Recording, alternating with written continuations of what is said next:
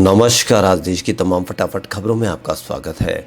आप न्यूज़ के चैनल इसलिए देखो क्योंकि आपको सूचनाएं प्राप्त करनी है। सूचनाएं ऐसी प्राप्त करनी है कि कहीं सिलेंडर के दामों में कमी के बारे में कोई बात की जा रही है, या आपके बच्चों की बेरोजगारी से संबंध में कोई बात की जा रही है, या आपने कोरोना काल में जो भुगती है उनके संबंध में कोई बात की जा रही है और उनकी समस्याओं के समाधान के बारे में बात की जा रही है, तो आप उन अवश्य चैनलों को देखें। वरना ऐसे चैनलों को देखना बंद करें जिनमें किसी के प्रति गंदगी भरने का काम किया जा रहा है, या आपके मन में किसी के प्रति पाप करने का काम किया जा रहा है, और जो भी आपने समस्याएं भुगती हो उनका कोई समस्याओं का समाधान की बात नहीं की जा रही है, तो आप विचार कर सकते हैं कि ऐसे चैनल को देखने पर आपकी किन समस्याओं का समाधान हो सकता है। वरना ऐसे चैनलों को बढ़ावा दें जिनमें खबरें हों। तो बढ़ते हैं खबरों की ओर। दिल्ली, पंजाब, राजस्थान समेत देश के कई राज्य बिजली संकट का सामना कर रहे हैं। इन राज्यों के कोयला आधारित थर्मल पावर प्लांट के पास कुछ दिनों के कोयले का ही स्टॉक बचा है। इन राज्यों ने केंद्र सरकार और ऊर्जा मंत्रालय से गुहार लगाई है कि कोयले की आपूर्ति सामान्य की जाए, अन्यथा उन्हें बिजली आपूर्ति ठप होने के हालातों का सामना करना पड़ सकता है। हालांकि बिजली मंत्रालय के अनुसार आपूर्ति सामान्य करने के लिए हर संभव प्रयास किए जा रहे हैं। कोयला मंत्रालय ने हर हफ्ते 2 बार कोयला स्टॉक की समीक्षा के लिए 2 अंतर मंत्रालयी समूह भी गठित किए हैं। राजस्थान पहले कह चुकी है कि बिजली उत्पादन में कमी के चलते 10 बड़े शहरों में बिजली कटौती की जाएगी। कुछ इलाकों में 10 से 14 घंटे बिजली आपूर्ति नहीं हो पाई है। सेंट्रल ग्रिड रेगुलेटर के आंकड़ों के अनुसार अक्टूबर के पहले 7 दिनों में बिजली की आपूर्ति के मुकाबले कटौती पूरे देश में साल भर की कमी का 11.2% रही है। कांग्रेस महासचिव प्रियंका गांधी रविवार को वाराणसी में किसान न्याय रैली को संबोधित करेगी।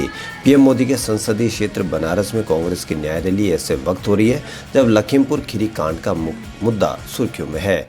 माना जा रहा है कि प्रियंका गांधी किसान न्याय रैली में किसानों से जुड़े मुद्दे पर यूपी और केंद्र की सरकार को घेरेगी।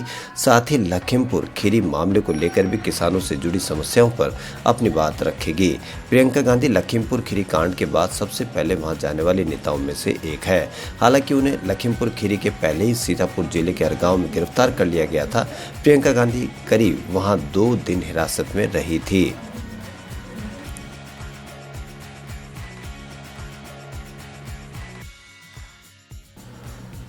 भारत और चीन के बीच आज 13वें दौर की उच्च स्तरीय सैन्य वार्ता हो रही है। इसी बातचीत में पूर्वी लद्दाख में टकराव वाले शीर्ष बिंदुओं से सैनिकों की वापसी प्रक्रिया में कुछ आगे बढ़ने पर चर्चा संभव है। सरकारी सूत्रों ने जानकारी दी है। सूत्रों ने बताया कि वार्ता पूर्वी लद्दाख में वास्तविक नियंत्रण रेखा पर चीनी पक्ष मोल्डो में सुबह 10:30 बजे शुरू हो गई थी।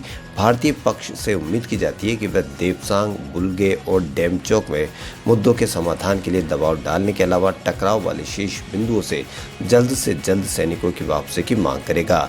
दोनों देशों के बीच 12वें दौर की वार्ता 31 जुलाई को हुई थी। वार्ता के कुछ दिनों बाद दोनों सेनाओं ने गोगरा में सैनिकों की वापसी की प्रक्रिया पूरी की थी, जिसे क्षेत्र में शांति की बहाली की दिशा में एक महत्वपूर्ण कदम के रूप में देखा गया है।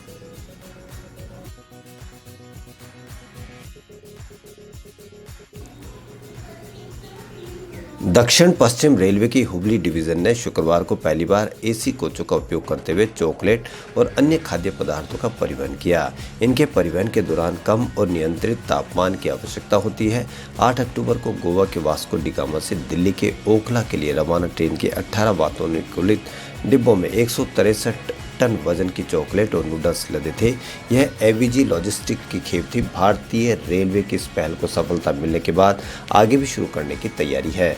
दक्षिण पश्चिम रेलवे द्वारा जारी विज्ञप्ति के अनुसार एक ऐसी पर्सनल एक्सप्रेस ट्रेन 21-15 किलोमीटर की दूरी तय करेगी। इससे रेलवे को 12.83 लाख रुपए का राजस्व प्राप्त हुआ है।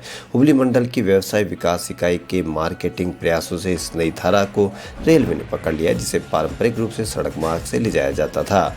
वीडियो के प्रयासों की सराहना करते हुबली मंडल रेल प्रबंधन अरविंद मल खेड़े ने कहा कि रेलवे रेल सेवाओं का उपयोग करने के लिए सक्रिय रूप से ग्राहकों तक पहुंच रहा है।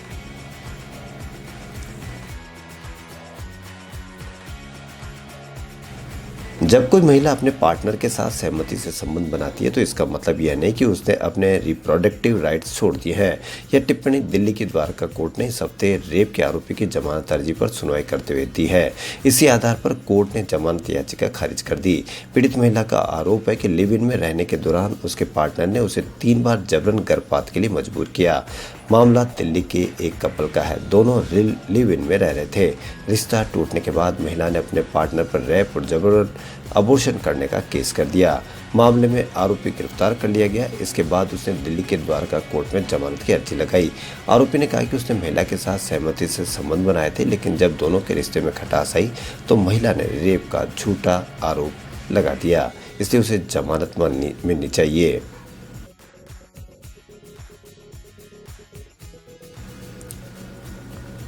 बात जब ऑनलाइन शॉपिंग की होती है और ज़्यादातर लोगों के दिमाग में अमेजॉन और फ्लिपकार्ट का ही ख्याल आता है। इन्हें देश के सबसे भरोसेमंद ई कॉमर्स प्लेटफॉर्म भी माना जाता है। हालांकि इनके अलावा भी कई ऐसे ई कॉमर्स प्लेटफॉर्म हैं जो अपने प्रोडक्ट की क्वालिटी और डिस्काउंट की वजह से सुर्खियों में रहते हैं। इस फेस्टिवल सीजन में आप भी ऑनलाइन शॉपिंग करने वाले, तब आपको इन प्लेटफॉर्म के बारे में पता होना चाहिए। यदि आप smartphone, laptop, electronics item, home appliance, kitchen appliance या फिर कोई एक्सेसरीज खरीदने का मन बना रहे हैं, तब अमेजॉन और फ्लिपकार्ट दोनों ही बेस्ड प्लेटफॉर्म है। यहाँ पर आपको न सिर्फ बेहद कम कीमत पर कोई प्रोडक्ट मिल जाएगा, बल्कि प्रोडक्ट के ओरिजिनल होने की गारंटी भी होगी। ये दोनों प्लेटफॉर्म अलग अलग कंपनियों के कई एक्सक्लूसिव प्रोडक्ट भी बेचते हैं। इन दोनों प्लेटफॉर्म पर ज़बरदस्त डिस्काउंट भी मिल रहा है। उत्तर प्रदेश के लखीमपुर में हुई हिंसा का मुख्य आरोपी और केंद्रीय गृह राज्य मंत्री अजय मिश्र के बेटे आशीष को गिरफ्तार कर जेल भेज दिया गया है। इससे पहले उससे करीब 12 घंटे पूछताछ हुई। उसके जवाबों से पुलिस के अधिकारी संतुष्ट नहीं हुए। सबसे बड़ा सवाल यही था कि वह हिंसा के वक्त कहाँ था, थार जीप कौन चला रहा था। आशीष ने जवाब दिया कि वह दंगल में था। थार जीप ड्राइवर हरिओम चला रहा था, जिसकी घटना में मृत्यु हो गई है। अफसरों ने आशीष से पूछा कि ड्राइवर हरिओम ने क्या पहना था। आशीष ने जवाब दिया कि हरिओम ने पीले रंग की शर्ट पहनी थी। जबकि किसानों को कुचलते वक्त के वीडियो में थार जीप का ड्राइवर सफ़ेद शर्ट में था। हरिओम के शव का जब पोस्टमार्टम किया गया तो वह पीले रंग की शर्ट में था।